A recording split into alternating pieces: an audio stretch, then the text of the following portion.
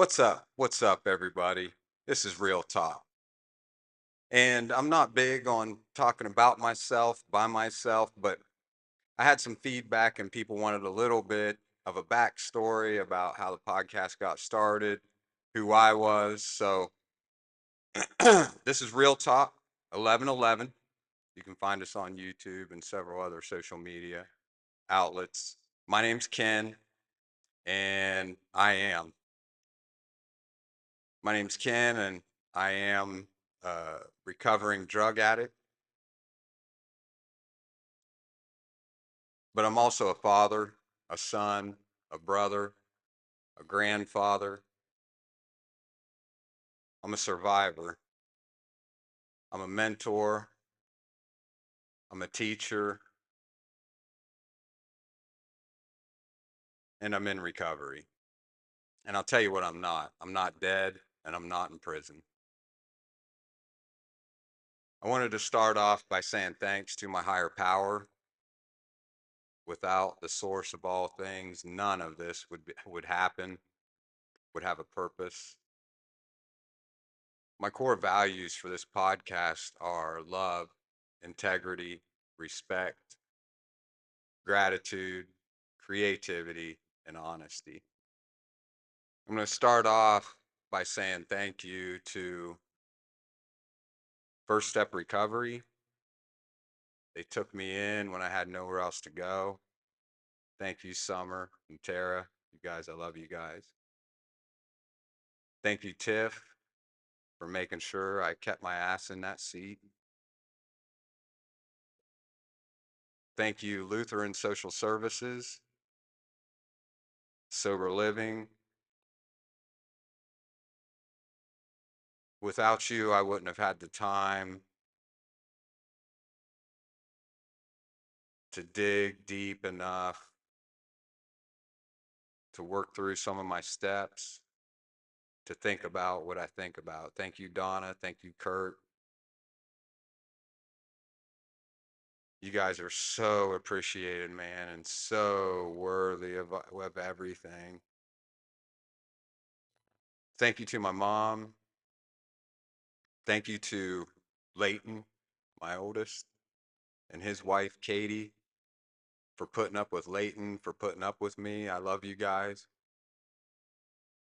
Thank you, Landon, my middle son. Thank you, Shelby, for never losing faith in me.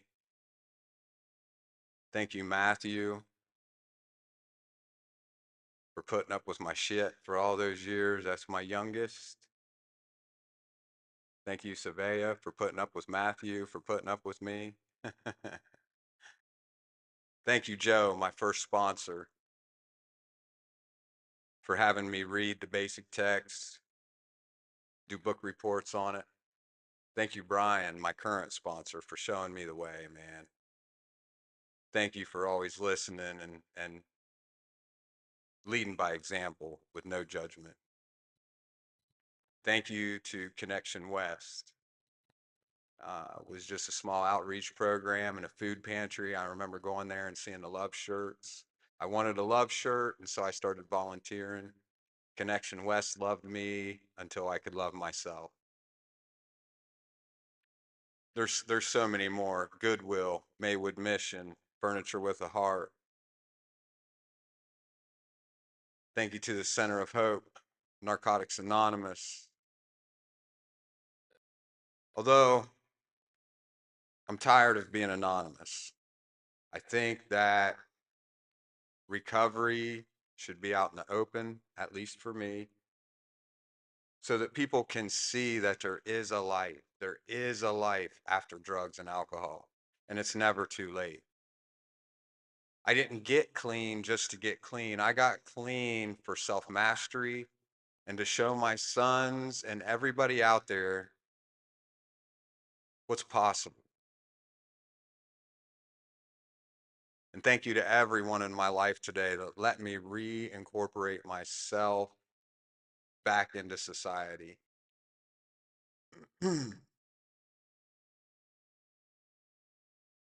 This is a podcast of hope, resilience, Even if you're not addicted to drugs or alcohol, you know somebody that is. And there's hope. The recovery community in Central Ohio is strong and they make it as comfortable as possible. It's not taking your shoelaces, it's not locking you up in a padded room. They make it comfortable. You know, being in recovery is kind of like playing a country music song backwards. You get your life back, you get your wife back, you get your house back, you get your dog back, you get your stuff back in recovery. But it took me changing my mind and changing my daily habits, thinking about what I think about. I'm not special. I'm not a genius. I don't have any superpowers. I'm not privileged in any way. If a person can do it, then it's possible. Surely, if I can do it, then you can do it too. That's part of the reason for Real Talk. I want to show people that it's possible. I want to show people how comfortable and what a community there is out there to help you. I want to be of service. I took and took and took for so long for selfish reasons. I wanted free of that life. I wanted free of being a slave to the obsessive and compulsive decision making that I was subject to for so long. I want to contribute. Every living thing on this planet contributes, and I want to contribute too. I know that I have a purpose. After my son overdosed, and after I overdosed, I knew that I wasn't meant to die yet. So here I am, contributing. I want to give back in every way I can. I want to bridge the gap for the still sick and suffering out there between hell and here and now.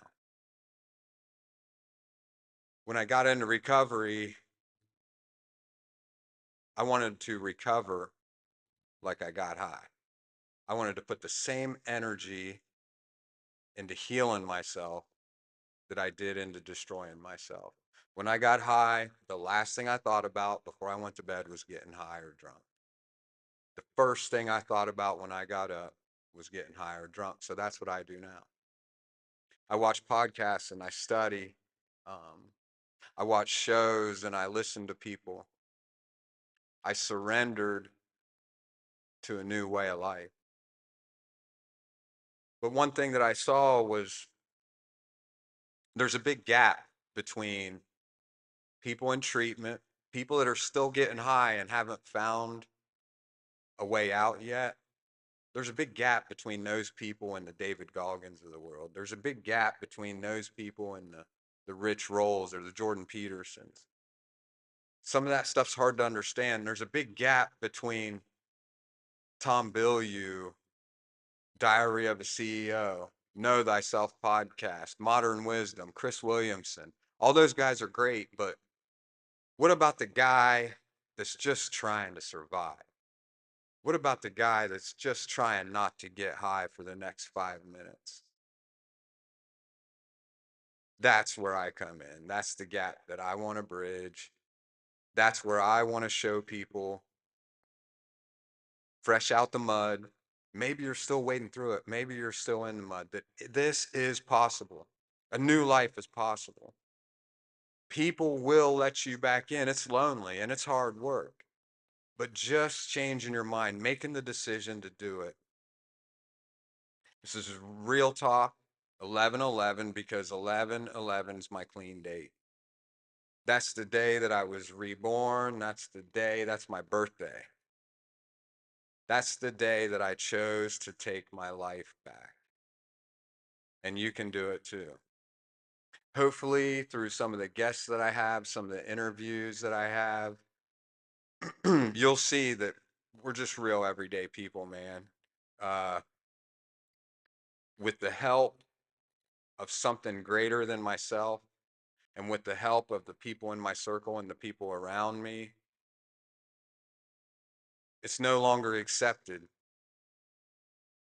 It's no longer accepted to look outside of myself to be happy, to be at peace. It's no longer accepted in my circle the insanity of choosing a substance over reality. I think that we're all running from pleasure or running to pain or running from pain to pleasure. And there is a way out. So if anybody knows of some ways to feel good without drugs or alcohol, go ahead and put them in the comments. I'm sure that everybody would like to hear how other people feel good. Everybody does it. Let us know how you feel good. Give us some ideas, some suggestions. Let us know about the treatment centers and treatment facilities. They're all over the place, sober livings all over the place, and they're happy to have you. And we're happy to have you. I'm happy to share my experience, my strength, my hope, and so is anybody else that's in recovery. Anybody else that loves you and wants the best for you. All we have to do is change our minds, change the way we think, change what we think about, and know that you're worth it. So hopefully this helps somebody. Hopefully I can prove to myself, to my sons, and to society that I'm worth it.